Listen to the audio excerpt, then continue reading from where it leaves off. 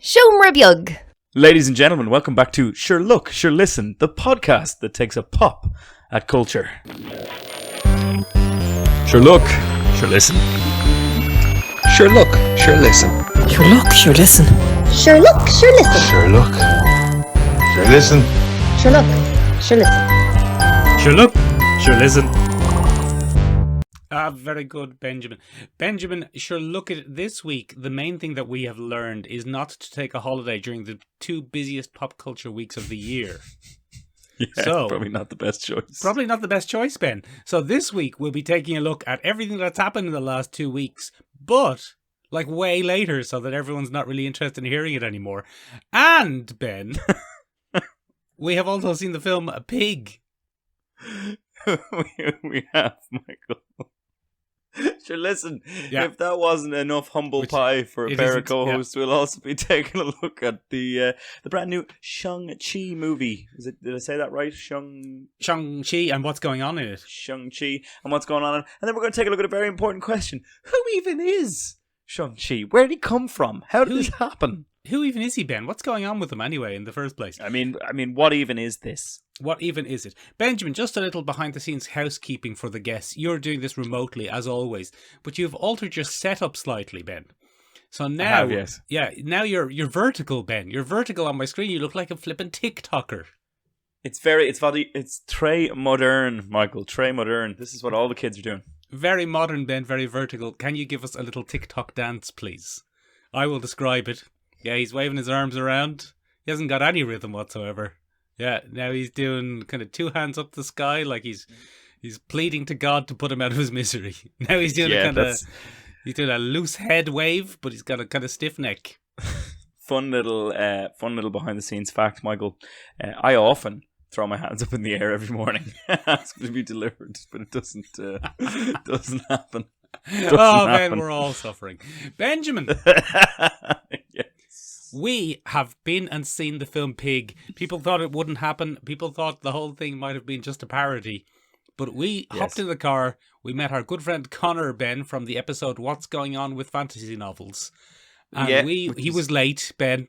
He was late. He was. He was up to 4 minutes late. Up to 4 minutes, Michael. And to say, Michael, that we weren't sweating under the collar, missing 4 minutes of prime trailer time. We were just like, oh. Benjamin, I felt in the film Pig that if we didn't see what happened at the start, then we would be bereft of understanding the rest of the entire film. I think you were on the money, in fairness. I don't think you were a million miles off. Luckily, Ben, he arrived in time for us to see a film about Jude Law being sad and having too many children. Yeah. Oh, I think that's just Jude Law, isn't it? But then, Ben, we saw the film Pig. We did. We went and saw the film Pig, Michael. Now, Ben, we were shown a trailer a few weeks ago. And we looked at that trailer and we said to ourselves, what an upbeat action romp. Yes. Essentially John Wick, but with Nicolas Cage, and instead of his dog, it's a pig. How good will that be? Yum, yum, yum. How good will it be? We don't know. We have no way of knowing, Ben. We assumed it would be pretty bad, to be fair. We did. We were so confident, Michael. So confident it would be bad, Ben. We were. Then, Ben, the exceedingly positive reviews started rolling in. Flooding in, Michael. From Connor. He was like, this seems to be good. What's going on? Connor was making us aware of it because no man likes a slice of humble pie quite like Connor. And Connor was making sure that both of us had heaping healthy doses of humble pie, Michael.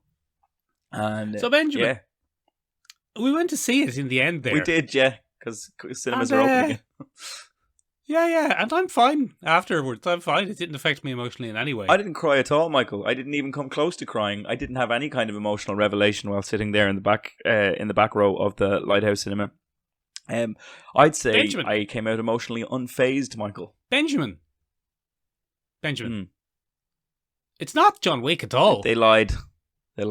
They completely lied to us, Ben. No. That trailer was the most lies since Suicide Squad. Since David Ayer's Suicide Squad.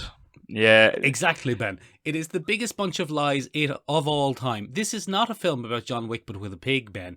This is a film about men dealing with loss. Men dealing with loss and perhaps recognizing that life didn't quite pan out the way it was, and perhaps the acclaim they sought in their younger days wasn't really worth it. Like, for instance, say if you started a podcast hoping that it would do well, and then it actually turned out that nobody cared, and you kept doing it because you kind of committed yourself to it and didn't spend time investigating your life, and now you're here. I mean, now you're there in the hypothetical situation where you started a podcast. Yeah, Nicolas Cage in the film Pig. Nicolas Cage. That's not what that film was about, Ben. I think this might have led to some personal revelations for you, but that's not what it's about, Ben. It's about moving on and accepting loss, not having an existential crisis. Yes, not having an existential crisis. That's exactly what it is, Michael. It's. Look, I thought it was fucking excellent. I thought it was a great film. It was an excellent film, Ben. It was an excellent film. It's not. It doesn't fall under the purview of this podcast by any stretch of the imagination. No, not a one. Not Ben. Not a punch is thrown. Not a high kick in sight. I mean, they really just either threw some bits into the film that could be made to look a bit like John Wick for the trailer, or picked out some very... I bet you, Ben, if you went out of your way, you could make Jane Austen's Emma seem like John Wick. Oh, well, I mean, that's... If you just picked 3 or 4 choice scenes. That's the gift of editors, and given that trailers are now modern-day deception, they are the definition of modern-day deception. All trailers are cut the same way now, Michael. We start with kind of a female vocal artist doing a moody version of either an 80s or a 70s classic. It's haunting. It's Rich Girl by Gwen Stefani. Yes, but it'll be all slow. If I had all the money in the world, then I'd be a wealthy girl. And then there'd be a rhetorical device like, what would you do if you never had to work? But there wouldn't be a voiceover because we got rid of those in the 90s. They're gone now, Ben. And then what we'd see, Michael, is a woman living it up in slow motion, but there's some dark, sinister stuff going on. Maybe there's bars of gold everywhere, but there's flies as well, because flies are great symbolism for what flies, lies beneath, what's rotting below. What's going on? Yeah. And then, Michael... greed. And then, Michael, we'd find out it'd be sharp cuts and neon lights and this woman running through bank vaults being like, oh my God, oh no, I should never have been a rich girl. No. Very good. Benjamin. I'm not finished. I'm doing a bit. You're not finished with that riff? All right, keep riffing. And then we go see the film, and it's actually a really sad story about how a family lost their money on a welfare scheme and got kicked out of their homes. Awful. It's an awful thing. Yeah, it'd be very sad. Yeah. Benjamin, have you seen the trailer for the film Kate? No. No, I haven't. It's the latest in the line of Netflix or Amazon Prime's or Hulu's. Here comes a badass lady and she's coming to get you, except this time it's Mary Elizabeth Winstead in the kind of Eastern European neon apocalypse nightmare land where she's a lady assassin. I feel like they've missed a bit. Oh, I did see the trailer for Kate. Sorry, I tell a lie. I now that you've said it, it rings a bell because I went, this is Atomic Blonde, but only again. Yeah, Atomic Blonde, but only again. It's Gunpowder Milkshake, but only again. It's Jolt, but only again. You see, I feel like they missed a trick because, Kate Beckinsale could have done Kate. I feel like they should have swapped films. Mary Elizabeth Winstead could have done... Mary Elizabeth Winstead, Jolt. She could have done Jolt. Kate Beckinsale could have done Kate. Or Gunpowder Milkshake. And then get Karen Gillan and Jolt. Just switch them all around. So this one is Lady Assassin Extraordinaire. The Huntress. And I'm purposefully calling her a lady assassin, not to be an old sexist pig, Michael, but simply to say that this is going to be the that sexy pig where we break down Nicolas Cage's 2020 hit. Pig. It's not sexy though. It's real sad. It's sad. It's about loss and dealing with fathers. It's gross. It's awful. It makes you question so many things. But yeah, so the reason I say that is because the central focus of it is you're just a girl, and then she proceeds to beat up everybody in the room. Yeah. So as usual, Michael, as it seems to be the trend of lady assassin films in 2020, the real villain is misogyny. Yeah. It was misogyny all along. Yeah. So that's Your other podcast. where we take a look at Benjamin Colby's podcasting career and the general faux pas he's made throughout the years. It was misogyny all along. Benjamin, Yeah. you know what else we've missed, though? Go on.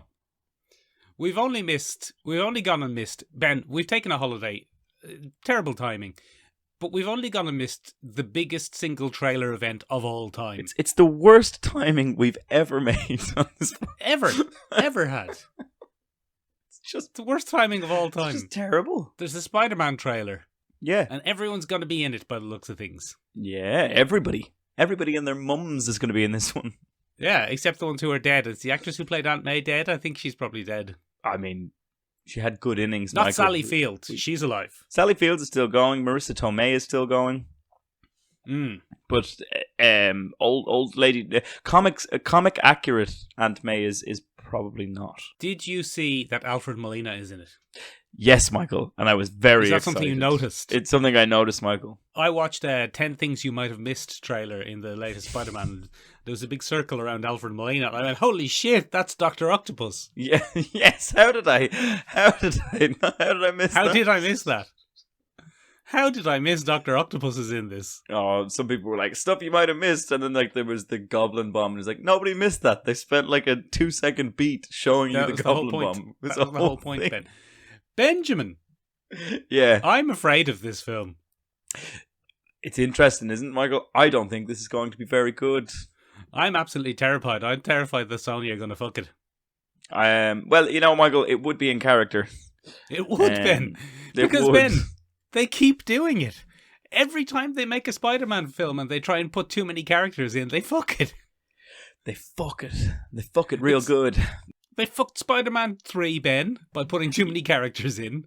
Yeah, too many villains spoil the broth, as they say, Michael. Not just too many villains, though, because Spider-Man 3, if you remember, also introduced Gwen Stacy. Was it Gwen Stacy? It was Gwen a Stacy, version wasn't it? of Gwen Stacy, it was, Yeah. yes. Played by Bryce Dallas Howard. They introduced her, they introduced Venom, they introduced Sandman, New Goblin. He's not back, funnily enough. They introduced noted villain Topher Grace, Michael. Yeah. And noted real-life villain James DeFranco. Yeah, James Franco. No good. No use, Ben, apparently. He Apparently. hasn't been brought back. I wonder why. One of the most popular guests on the history of your podcast, it was misogyny all along. Yes. Benjamin. Yeah, I'm very nervous about this, that Sony are going to fuck it. I don't trust Sony, Ben. It looks like they're trying to jam pack. It's going to be very messy, Michael. How are they going to do it, Michael? I How are they don't gonna know, do it? Ben. I don't know how they're going to do it, Ben. But, let's be honest. If Kevin Feige, the Feigster, Yeah. the man who every morning you throw your hands up in pleading to take you away from this existence, Deliver your Lord, me. if you're Lord and Savior and deliver Kevin Feige, they managed to pull off Infinity War, Ben. And that had more characters and was an even bigger mess. And somehow they managed to make that work. That's true. And if you remember, Ben, looking back on it, we were all a little bit nervous going, oh, all of them? Like everyone? Is that going to be good? And then it was good. It was very good. Maybe. If there's anyone who can do it, Ben, it's your Lord and Savior, the Feigster. Okay, but I'm just waiting for Kevin Feige to take an obscure 70s Irish character and turn it into a film. Give it to Sony. I might tweet at him after this and see if he'll give me a film like he gave one to Simu. That'd be good. Yeah, you could be in it. I could be in it. I could be Shamrock. You could be Shamrock. You could be the Banshee. The Emerald Avenger. Yeah, I could be you Banshee. I could be Sean Cassidy. Let me be Sean Cassidy. Yeah, you could be Ireland's first mutant after Miggledy Higgins, obviously. That's awful. Don't you say a bad word against Miggledy. Look. Yes. The only thing was, in Infinity War, you know who wasn't heavily involved in it? Those bastards at Sony. Those bastards at Sony. And they've tried this a couple of times, Michael. Yeah. And they've tried this a couple of times because we got strong hints at the end of Andrew Garfield's run that a Sinister Six was being built. Benjamin, they almost forgot to do a film for the second Amazing Spider-Man. They were so excited about bringing all the villains back. They were. They had Norman Osborn, who passed away for some reason in the Amazing Spider-Man 2. Look, there was a lot of weird choices made there. One of the things that I'm incredibly shocked by is the fact that Electro is coming back. Benjamin, Yeah. do you think they're going to be the characters as they were in the films, or are they going to be versions of them? You see, everybody's saying that those versions are going to be brought to Tom Holland's world. I don't think that's the case. I think Tom Holland is going to get lost in a multiverse. Their worlds. And he's going to get lost in their worlds. And Very I think clever. I think when Doc Ock says, "Hello, Peter," I think he's talking to a different Spider-Man. I don't think he's Tobey talking Maguire. to Thomas Holland at all. No, I see what you're saying. So I think it's just going to be... I think their cameos, Michael, are going to be far, far briefer than we care to admit. Or than anyone cares to admit. I'd say you're looking at 5 minutes screen time, a big Raimi-style clunker of a fight, and then, I gotta get to the portal, bye. And he Next portal disappears. now. Benjamin, do you think that when Tom Holland does an ejaculate, do you think he calls it his hollandaise sauce? It's he almost... Oh, that really He's lowered like- the tone. We were doing real well. Do you think he's like, I've got to clean up my hollandaise sauce? I think he probably does say that. The other thing that we found out this week, Michael, just not even going to touch it. Don't touch the hollandaise sauce, man. The other thing that we found out this week, Michael, is apparently Yeah. one Scarlet Witch is going to duke it out with a member of the Fox universe. Oh, yeah, apparently. Apparently. Now, Michael, Go oh on. no. Oh Yes. no. What's on? Why are you upset? There's been a lot of debate about this, because I don't know if the X-Men have a place as in their current iteration in the Marvel Universe. I don't know You were if you're going very excited when Quicksilver appeared, Ben, remember? I was, but then I lost my oomph for it, Michael, because it wasn't Turned our out to be Ralph Quicksilver, Boner. wasn't Turned out to be Ralph Boner, Ben. Ralph Boner. What a joke! What a jape! Funnily enough, the classic a classic term for a jape or a joke was a boner, Michael. Oh, I think that was the joke, yeah. Yeah, I think that was the bit. Hmm. The bit, Michael. So look, Fox getting involved in anything makes me nervous. Makes me sweat a little bit under the collar. You know, Well, Fox are gone, Ben, so it's grand. You don't have to worry about them. Fox are gone. It's now 20th Century Studios, Michael. I saw that the other day. I watched some Fox iteration of a thing, and there was no more big Fox. It was just, No. It's just 20th Century Studios, Ben.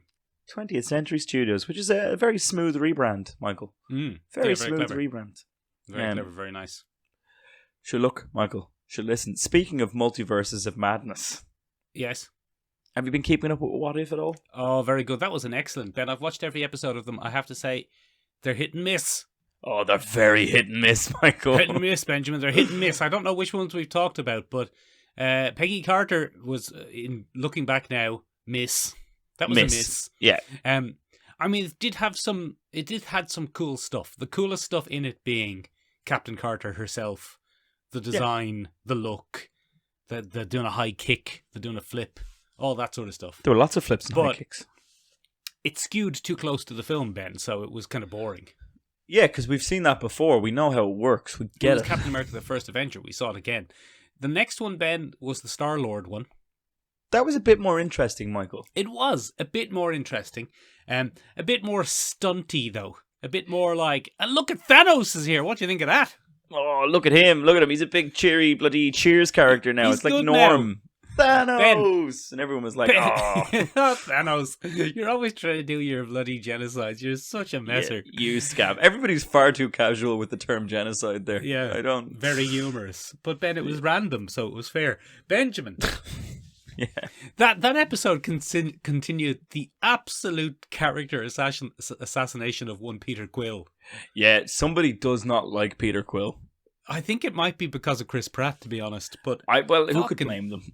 bloody hell, Ben, is poor old Peter Quill getting a character assassination? Like he was a bit of a dumbass, but he was unique in the Marvel universe. That he was a bit of a dumbass, but he was still a heroic character, and you know you still rooted for him in Guardians 1. Guardians 2, he was heading down the road of being a bit more of a dick. But then between Infinity War and if Black Panther had been Star-Lord, everything would have been fine. And there would have been no like, oh, bloody hell, poor old Peter Quill.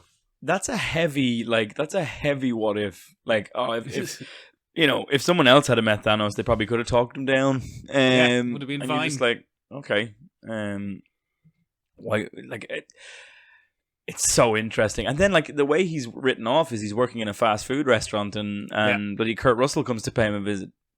Yes, Ben, I think the twist there was that it actually would have ended up worse. Because Ego was probably actually a bigger threat than Thanos. Arguably, yes. I think that was the joke. I think that was the twist. Yeah. Episode 3, Ben, was what if... We're doing spoilers, by the way, so you want to cover your ear balls if you don't want spoilers. Cover their ear balls. But what if Ant-Man went mad? That was good. I actually quite liked that one. Yes. What I didn't like, though, was that everybody's weakness is the same thing. Small things in our Yeah, everyone's weakness is a little tiny man jumping into your brain. Which makes sense as a weakness, though. I mean, it does. It'd be my weekness, for example. It would be your weakness. I wish the tiny man in my brain had shut up. I think it's terrible. Terrible. Benjamin, the comedian Sean Locke died a couple of weeks ago. That was very sad. I enjoyed his work. Where did that come from? Because I was going to steal a joke and I went, I'm going to steal a joke there. Whose joke am I stealing? Oh, yeah. Because Sean Locke famously used to do a very good joke, Ben, where he would say, the tiny man in my head is telling me to do things, but I just ignore him and keep killing. Oh, okay. That's good. That's a good joke. That's a good joke. Yeah, poor old Sean Locke. Yeah. Anyway, what were we talking about? And then the last one was very divisive amongst the fans. The fans. I like the way you affected a Benedict Cumberbatch American accent there. Yeah, I'm doing it. I'm going to be Benedict Cumberbatch for this review. Ben, the last one was very divisive amongst the fans because it was about Doctor Strange and what would happen if he went a bit evil. You've gone in the direction. You started out in a very solid Cumberbatch territory. Yeah. And now you've turned to Die Hard's long-haired villain from Die Hard 1. Alan Rickman. No, like the Fabio-looking motherfucker, the one with the big blonde hair. The Germans. Yeah, the German terrorist models. Okay, yeah, that'll do. That's it. But Benjamin, it's about Doctor Strange and what would happen if Christine Everhart died and he had to try and save her, but he can't. Yeah, and I bet you he turns evil. And I thought it was good. Some people didn't like it. I've seen mixed reviews of it, but I thoroughly enjoyed it, Ben. One of the best things, Ben, for the likes of you and me, is that he starts summoning demons and stealing their powers. Well, that's good, isn't it? And he starts, Ben, with the big kind of Cthulhu-esque, possibly Shumagorath monster that we saw in the Captain America one. Get out of town. Seems to be a bit of a recurring motif, and obviously he gets his ass kicked. So he starts smaller, Ben, and he starts smaller by summoning Schmebulok. Do you remember Schmebulok, Ben? Not particularly. He's the buck-toothed leprechaun gnome guy from episode 1 of what's that show called? Where what are the twins and what are the mysteries? Gravity Falls. Gravity Falls. Right. The first demon he summons is Schmebulok. No, he doesn't say Schmebulok, unfortunately, but it was a great little moment. That's bizarre. Yeah. Good episode, though, I felt, Ben. Yeah. And I won't do any more spoilers, but yeah, good episode so far. Benjamin. Go on. Are they all linking together, all of these episodes? What's going on? I think they're trying to kind of build up some kind of continuity, Michael, between them. But I don't know what it's for. I don't know what's going to happen at the end of What If. I feel like they're going to do a coming summer of 2025 or something like that. I feel like, or we're going to see those characters in the multiverse of madness. Are we going to see some of our introductory characters? Like, are we going to see Peggy Carter in live action, suited and booted? I would love to see a big, huge, bulky Haley Atwell CG'd onto a big, mad, muscular body. Yeah. Are we going to see... That would be amazing. That'd be good. I'd watch that. Are we going to see Doctor Strange with a case of insomnia and vitamin D deficiency? You know, are we going to get those? Is that what's going to happen?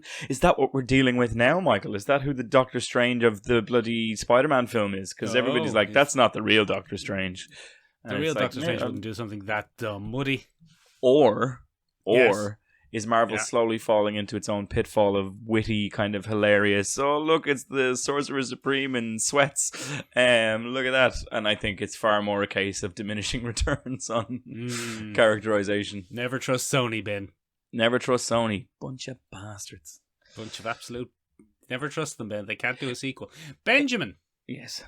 Is there anything else? Have we missed anything?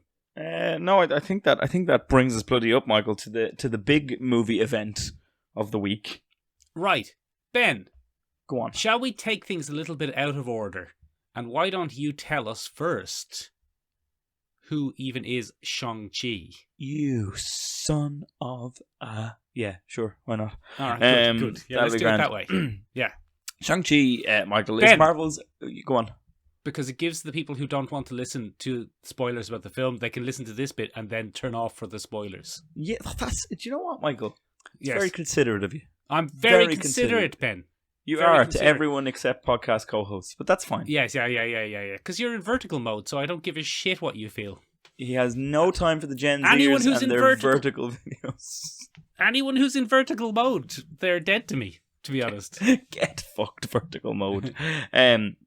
Shang-Chi, Michael, and I will get that pronunciation wrong, and I really do apologise as we go Benjamin. through. Yes.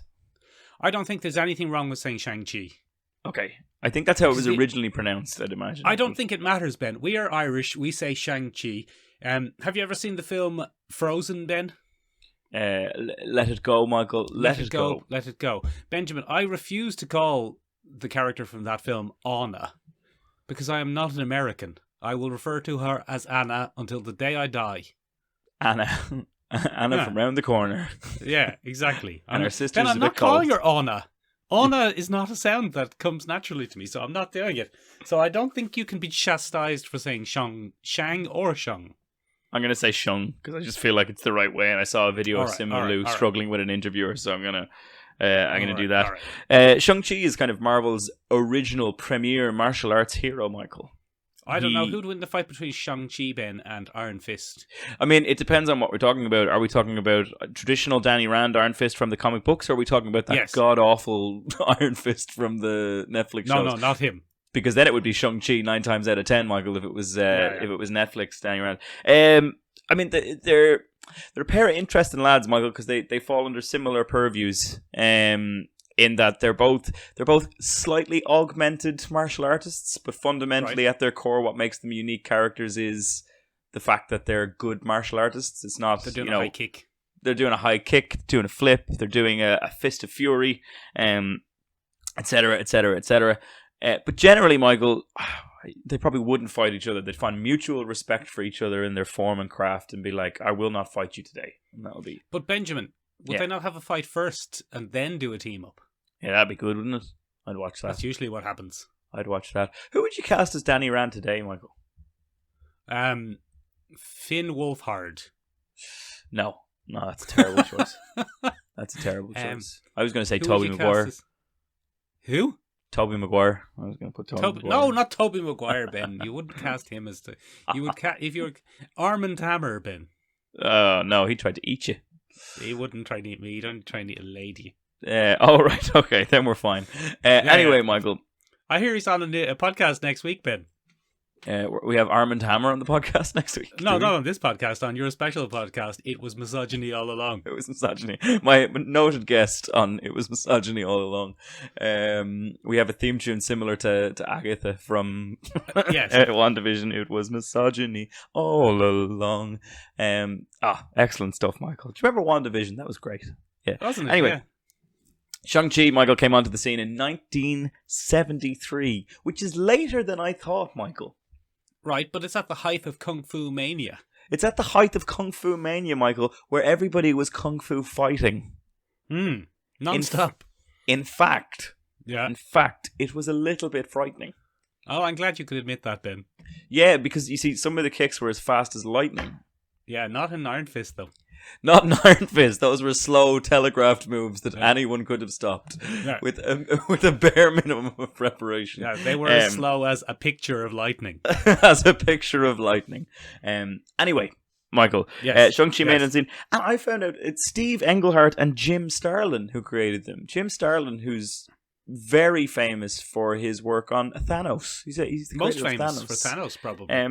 Jim Starlin is having a great MCU-dom. Like, he's just... Is he getting any money? I'm sure he's making money off it, because he's the co-creator of that character. Surely he makes some kind of money off it. Unless he gave it away. Isn't that the problem with comic book rights? Yeah. Famously throughout history. We're Isn't going to be that why doing it. such a thing as creator-owned comics exist? We're going to be doing a really interesting episode soon, Michael, and you don't know this because I haven't told you this, but we're going to be doing a very interesting episode on the emergence of Substack comics, Michael. I don't even know what that is. And the mass exodus of great writers from the big three. Oh. Yeah. Taking their titles as well. Black Hammer is moving to Substack Comics from Dark Horse. Get out of here. I didn't know that. So we'll be doing an episode on that soon. Anyway, the two of them put them together, Michael, and the history of Shang Chi is... it's a bit messy, Michael. So, have you ever heard of Sax Rohmer? No. So I have, but I'm going to say no for good man. For the podcast. Sax Rohmer is a pulp writer in the style of it's going to escape me. The guy Conan O'Brien. Not Conan O'Brien, but the guy who wrote Conan. So you're on the right track. I know. What's his name? Solomon Jane. Solomon Jane, not his Thomas name, Jane. but okay. The actor Thomas Jane. The actor Thomas Jane. Anyway, he's from the pulp era of serialized magazine stories and that kind of thing. And Sax Rohmer Michael is Moorcock. No, it wasn't him. And Sax Rohmer is famous, or perhaps infamous, for one particular character that would dominate a lot of 1930s, 1940s discourse, which was Fu Manchu. Oh, he doesn't sound great. Sounds a bit racist to me. Fu Manchu was exceptionally racist, Michael. He was a Chinese supervillain. Very good. And he had a big wispy silvery mustache, and he had long nails, and he was all sinister and evil because he was Chinese, Michael. There wasn't much else to him. He was just bad because he was Chinese. But anyway, Fu Manchu, very, very iffy stuff. What are your supervillain powers? A kind of vague Chineseness. And incense. Indefatigable. Benjamin. Yeah. Is he just Ming the Merciless? He's just Ming the Merciless, Michael. Or rather, Ming the Merciless is just him, I think. Because I think Flash Gordon came out a little bit later, didn't he? I don't know. The 1940s. I would have to check that, but I think Ming the Merciless is a spin-off of him. Hopefully with a little bit less overt racism. Yeah, because he wasn't Chinese, Ben. He was just space Chinese. No, Fu Manchu was a direct kind of racist depiction of Chinese people, and the purpose of it was during the very early 1900s. There was a wave of anti-Asian. I mean, arguably still is, Michael. Arguably still is, but that's a different podcast. Yeah, it was racism all along. It was racism along. The brother podcast to it was misogyny all along.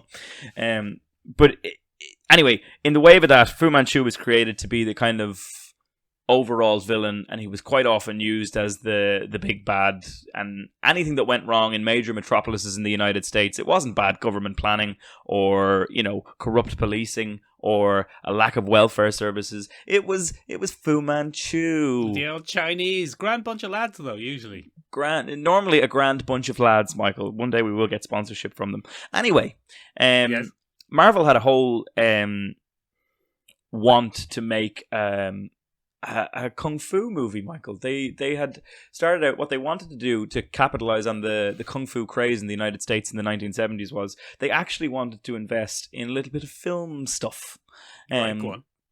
So what they did was they went out and they bought a particular property, and that particular property was halted very, very quickly because Warner Brothers gave them the rights and then said, but you can't make comic books out of it because we own DC and DC will make any kung fu comics. And they were like, damn it. So what they did instead was they went and they bought the rights to Sax Rohmer's Fu Manchu. And then by the time they'd done that in the 70s, Michael, they bought it and went, oh yes, we have a notable Asian character. And then they actually read it and went, oh no, we have an infamous Asian character. Even in the 70s. Even in the 70s. If people thought it was racist and bad in the 70s, it was probably pretty bad. It was real racist and bad. So what happened was, Michael, Shang Chi started out as the unknown son of Fu Manchu. That's who he was. So they developed this character instead, Michael, because they didn't want to focus on Fu Manchu. And what they had was Fu Manchu. Was he doing a high kick? Fu Manchu was more of a sorcerer, ancient Chinese sorcerer. And that's Like the way Egg that Chen. worked. Like, sorry? It's like Egg Chen What's that now? from Big Trouble in Little China. Oh, yeah. Yeah, it's that guy. Oh yeah, That guy. James Hong. It's James Hong. Okay. Every time. Okay. So that character kind of spun off. And then as iterations came out, Michael, the Fu Manchu legacy became iffier and iffier. And they were like, I don't know if we ever want to reintroduce Fu Manchu as a noted character in the Marvel Universe. And then it didn't matter, right, Michael, because the rights expired. And poor old Shang Chi was left in this no man's land Fatherless. of who's my papa, who's my big evil papa, because that has always been a core part of the character, Michael. Shang Chi is from a dynasty of evil, and he's not into it. He's just like, oh, I'll fight it on the beaches. I'll fight them in the air. I'm going to America where I can be a goodie. Where I can be a goodie. But it was grand, Michael, because Ed Brubaker came to the rescue, and what they did was they resurrected. There was an event in Marvel Comics a couple of years ago now called Shadowlands, Michael. Go on. Where Daredevil became the leader of the Hand. Where Daredevil became the leader of the Hand. And in order to try and tackle the Hand, there's a group of people called the Shadow Council, Michael, and they resurrect Fu Manchu. And when they resurrect Fu Manchu, it turns out that it's not Fu Manchu at all. It's another ancient Chinese sorcerer, but this time in the Marvel mold called Zheng Du. Okay. And Zheng the same Du guy. was the evil daddy all along. Okay, so it's fine. We can publish that as much as we want. Now, the Marvel movie's taken that a step further, Michael, and they've made the Mandarin Kinda. Shang-Chi's big evil dad. Mm. But anyway, poor old Shang-Chi has kind of bounced around over the years, Michael. He was on the Heroes for Hire team for a long time. He's fought alongside Luke Cage. He's had a bit of a Hell's Kitchen, Harlem. He would have been ripe for a Netflix show, Michael. Perhaps arguably better suited to a kung fu show than a white man who didn't know how to fight. But Benjamin, they're basically Shang-Chi and Iron Fist. You can't separate them because they're both from the era of kung fu. They are. And they're the two kung fu stereotypes. They Shang-Chi, Ben, no matter what spin you put on Shang-Chi is Bruce Lee. He is. He's Bruce Lee as a Marvel superhero. He is. And that era, from the 70s to the mid-90s, everyone had a Bruce Lee. Yeah. Shang-Chi is Bruce Lee, Ben. Fei Long from the Street Fighter video game, he's Bruce Lee. Ah, yeah. Kung Lao from I'm probably getting these wrong, from Mortal Kombat. No, you're probably getting them right, Michael. He's Bruce Lee. Yep. Every Bruce Lee from the film Enter the Dragon, he's Bruce Lee. Every pop culture franchise from that period just did a Bruce Lee. Yeah, they had a Bruce Lee because Bruce Lee was a cultural icon. Yeah, everyone just had a Bruce Lee in the same way that every pop culture thing from that period has a Mike Tyson as well. M. Bison, Ben, from Street Fighter. No, big old M. Bison. It's just Mike Tyson. That's all it is. Yeah, that's all it is. So, and then on the other hand, Danny Rand is the other kung fu stereotype. The white guy who ends up there and learns their ways stereotype. He's your Chuck Norris's. He's your David Carradine's. Yeah. He's your, they're the two main stereotypes of 70s kung fu-ery. They are. You're not wrong. Yeah. I don't think either of them would have been better suited to a Netflix film. I think the Netflix series, Ben, it has come to light basically that Finn Jones, is his name Finn Jones? Yeah. Basically didn't want to learn kung fu. He was playing the character of a master of kung fu and couldn't be really bothered learning kung fu. I mean, it came across, Michael, let's be honest. Anytime you watched it, you were just like, oh. Oh, yeah, that's not great kung fuing. I always remember watching the panel where he revealed that it was season 2 and Mike... Is it Coulter? Wachowski. Coulter, who played Luke Yes. Cage? Yeah. Mike Coulter just goes, really? And he looks at Finn. It's the best moment ever because he says, and we're coming back for season 2. And then Mike Coulter just stops and he's like, really? Yeah, As in, they Hmm. really gave you guys a season 2. Well, season 1 wasn't very good. It was just like, it was magic because even Finn Wolfhard was like, yeah, just renewed. And he was like, you could see Mike Coulter being like, what? What do you mean? Benjamin, that whole Netflix thing was a fucking abomination. Daredevil season 1 and 2, all 3 seasons of Daredevil were good. Mm-hmm. Jessica Jones season 1 was easily the best. Easily. The first half of what's it called? Luke Cage. The first half of season 1 of Luke Cage, good. Magnificent. Both Punishers, fine. And the rest, absolute fucking drivel. Yeah. A failed experiment, Ben. Yeah. Shame, Anyway, really. we're talking about Shang-Chi. Sorry, back to Shang-Chi. So anyway, he's kind of bounced around. So he was spared being ruined by Netflix. He was spared he being managed ruined to by get a film. Netflix. So then Simu could come along and be like, here, come here, give us a film. So anyway, that's really the fundamentals of Shang-Chi. And the thing, he's knocked around different superhero teams. He quite often features in Daredevil stories because he's a New York-based superhero, because that's where he moved after his father's evil Chinese empire. And that's where he ended up. Now, in the modern, the more modern iterations, Michael, in the Marvel Now reboot, he moved to San Francisco and Chinatown in San Francisco, which is where a lot of the film Shang-Chi takes its beginnings from. So there you go. Benjamin. Yeah. He sometimes gets other powers. For a while there, he was a multiple man type situation. He was Mr. Negative for a while, Michael. Him and Spider-Man had an old team up to take on Mr. Negative, who's kind of a modern Spider-Man villain. And for some reason, he became imbued with the powers of Mr. Negative. And he just made really, really withering comments about things. It was awful. But yeah, so... he didn't enjoy the film Pig. He didn't enjoy the film.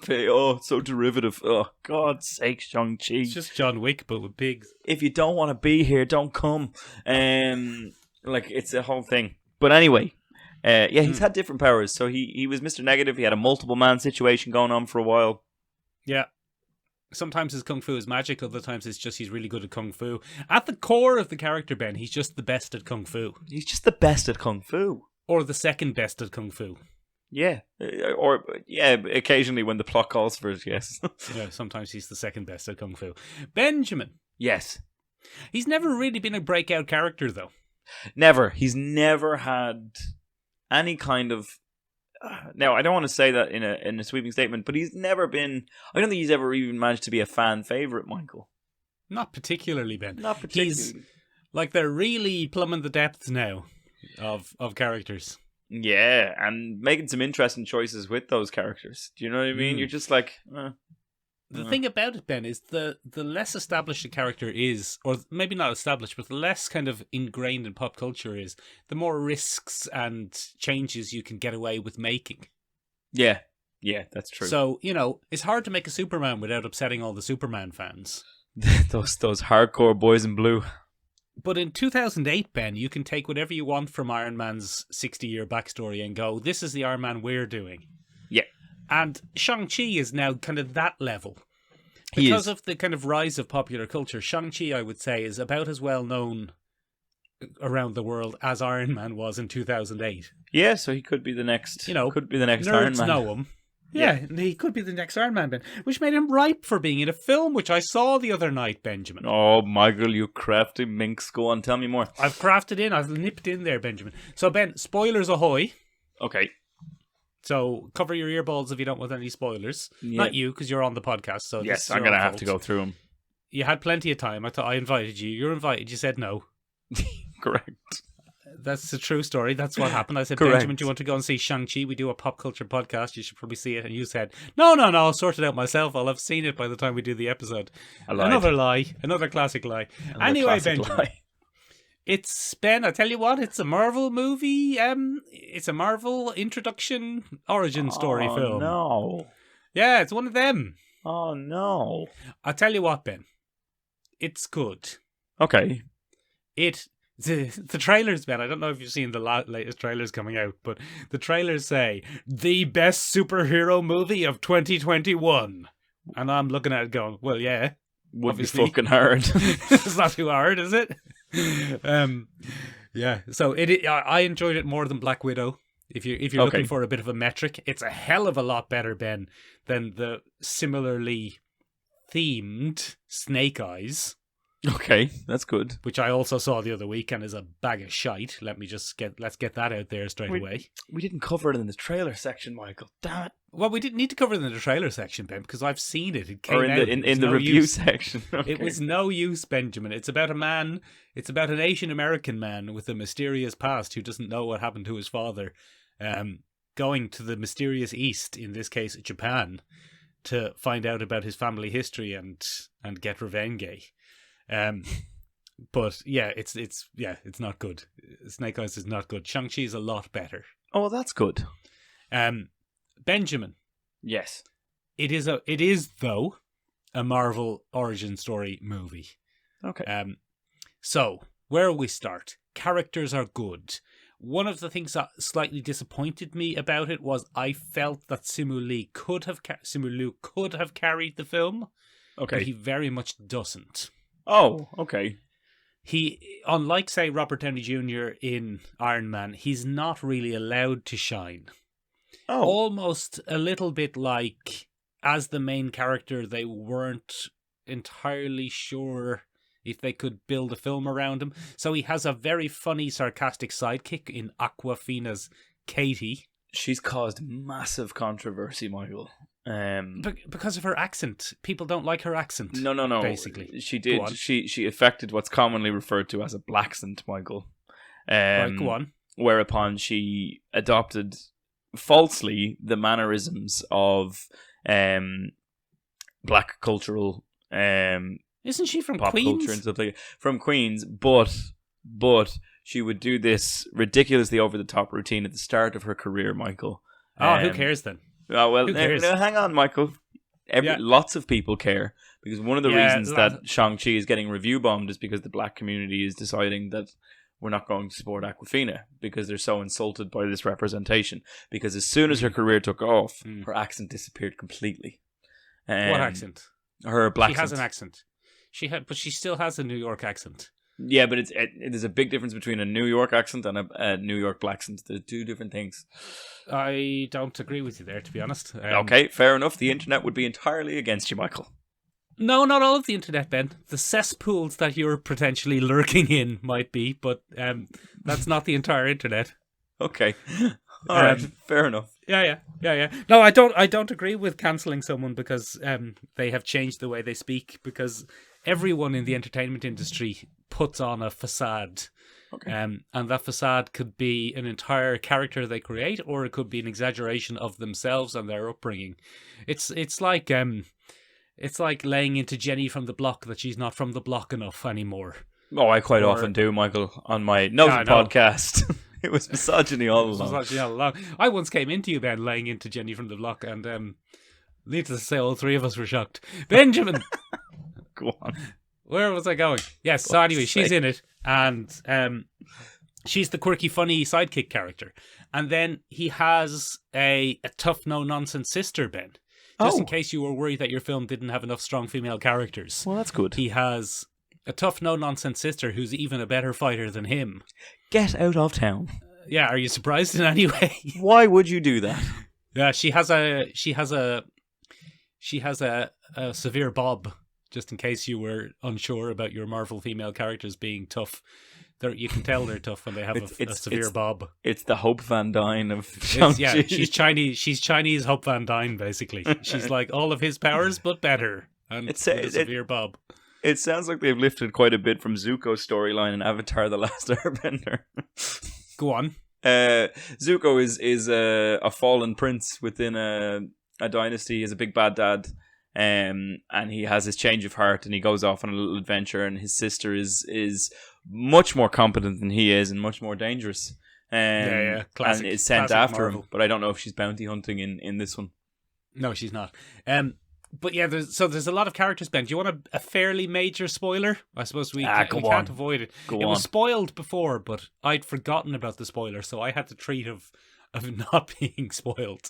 There's a substantial cameo from your favourite character and mine, Trevor Slattery. Oh, yes! And he adds a second comedy sidekick to the film, who's even wackier than the first comedy sidekick. Excellent. Yeah, so Simu Liu kind of just goes through it as the guy with the mysterious past who's good at kung fu. But I felt that we didn't get to know him very well. To be honest, because he was surrounded by this cast of wacky characters constantly. His dad is great. Okay, His that's dad good. is barely a villain, but definitely a villain. But you know, he's up there in one of the better Marvel villains for sure. Well, that's good. The kung fu action, Ben, I thought was quite good. Okay. But the more fantastical and superhero-y it became, the less interesting it was. I mean, that seems to be the block standard these days for things. I don't know if that's necessary. To go back to Infinity War, the huge superhero fight with Thanos on the planet Titan, where Doctor Strange used all his magical powers, Iron Man crashed an asteroid into Thanos, and that was a good scene. Yeah. But the last scenes of this devolve into a bit of a poorly choreographed, big old CGI mess. Smash 'em up. Unfortunately. Yeah. With Ben, not one Ben, but 2 dragons. That's too many dragons. 2 dragons, Ben. One of the things I did think, though, from watching this film was there's not a chance in hell Danny Rand killed a dragon with his bare hands. Oh, no way. So he's just an outlier and exaggerator. He is. He's an absolute tosser. Yes. But it's good. It's a good film. It is overall a good film. The Kung Fu... Simu Liu is an interesting lead who, like... Okay, you don't get to know him very much, but you're certainly not averse to getting to know him. Okay. And you know, you're thinking, okay, I'd watch more of this guy for sure, and I'd actually like to see him go a little bit more out on his own rather than having an army of stock characters traveling with him. A cadre of stock. Yeah. It introduces a mystical other dimensional Chinese village, the Chinese equivalent of Asgard, if you will. Oh, nice. Yeah, so, you know, you've got mythological Chinese beasts and, you know, ageless Chinese people doing magic armor stuff. Oh, It's very much, it's very much Chinese Asgard. Marvel does mythology 101. Exactly, yeah, exactly. And it's kind of real world mythology, but also not really at the same time, and there's arguably too many dragons. All I want to know, Michael, is are they aliens or not? Or do we finally have, like, a cool, kind of super powerful race of people on Earth? No, the Chinese characters who are in the other dimension are baseline humans. They're just that's humans. good.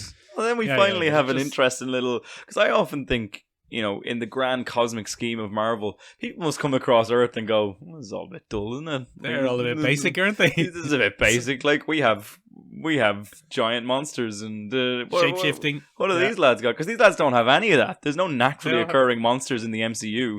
They're all... either aliens or, you know, a mutated man on occasion if you're a Spider-Man fan. But it's weird. Or a Michael D. Higgins fan. Or Benjamin, leave Michael D. alone. It's the CG is good. The Chinese stuff is good. It's the dad is the best character. The severe sister, complete waste of a character. The severe sister, just along for the ride. Yeah, in a sense, maybe it would have been better to introduce her in the second film, right? You know, but it's good. It's a good, solid, bleeding film. Wong is in it for some reason. Yeah, what's the Wong versus Abomination like moment? That's it. You've seen it. You've seen the entire thing. Oh, that's shit. You've seen the entire thing. That is it in its entirety. That's shit. Yeah. Trailers. That's really annoying. That was the one thing about this, Ben, that did disappoint me, was that there were no surprises other than Trevor Slattery. And Trevor Slattery was a pretty good surprise. He was at the premiere, so that was kind of spoiled for me. I was like, yeah, and he was seen on set. He was at the premiere. So was he? Okay, kind of knew, but I forgot, to be honest. Yeah, and when they introduced him, it was quite funny. The whole thing, the whole Trevor Slattery thing, is basically, I don't know if it's an apology to Marvel fans or Chinese fans or the concept of China, but the whole thing is basically an apology. Trevor Slattery is down on his hands and knees, begging for forgiveness for the concept of the character the Mandarin. Oh, there you go. Not just the the Trevor Slattery terrorist Mandarin, but even the original Mandarin. Oh. They never call Shang-Chi's dad Wen Wu. They never call him the Mandarin. In fact, he makes fun of the entire concept. Okay. Saying that America was afraid of an orange. Yeah, okay, fair enough. That makes perfect sense, Michael. Oh, that's a nice little jab at concepts like Fu Manchu. I quite like that, Michael. Yeah. That's kind like of the whole thing, I think. That was kind of the whole thing. And, he's quite a rounded character. Some of the best scenes are with him with his 10 rings, Ben. Yeah. Fighting other mystical people. And there's some hints of...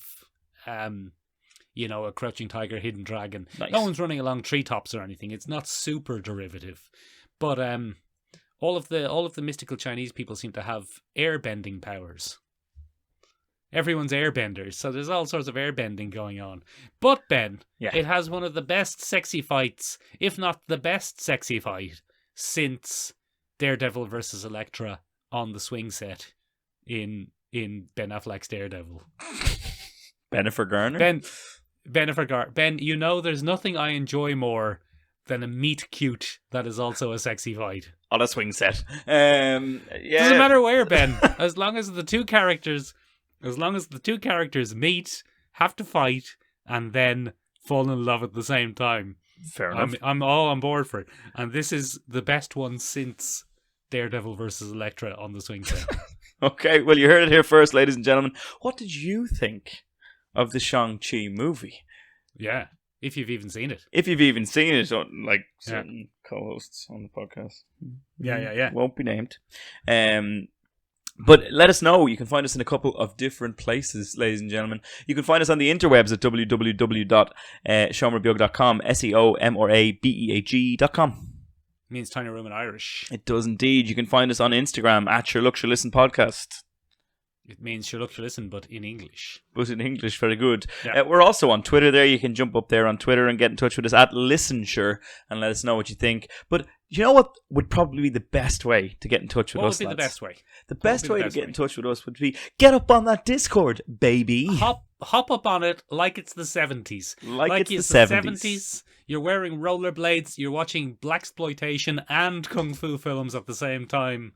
You're having a grand old time, and then you just hop up on that Discord. It's a whole thing. It's a whole thing. Ladies and gentlemen, join us in a week's time where we will be taking a look at Substack Comics. What is this brand new revolution in the comics books publishing industry? Sorry, I tripped over my own tongue there to finish that one off. But I don't know what happened there. There's just too many bus sounds and it caught me off guard. Comics books publishing.